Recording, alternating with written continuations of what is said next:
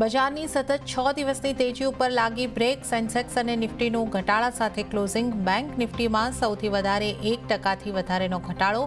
Mid cap અને small cap flat કારોબાર સાથે બંધ.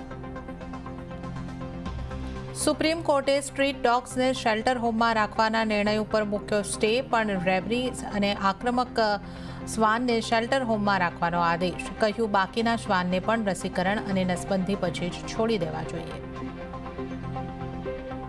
20 વર્ષથી વધુ જૂનું વાહન રાખવું પડશે મોંઘું. સરકારે રજિસ્ટ્રેશન રિન્યુઅલ ફીમાં કર્યો વધારો. ફી પહેલાની સરખામણીમાં લગભગ બમણી કરવામાં આવી.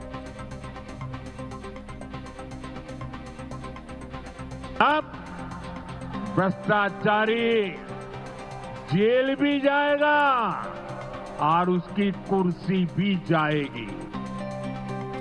30 દિવસથી વધુ જેલમાં રહેવા પર પીએમ અને સીએમને પોતાની સીટ ગુમાવવાવાળા બિલ પર વડાપ્રધાનનું મોટું નિવેદન. કહ્યું, હવે જેલમાંથી નહીં ચાલશે સરકાર. નવા કાયદાથી બંધારણની ગરિમાને તોડનારાઓ પર હુમલો.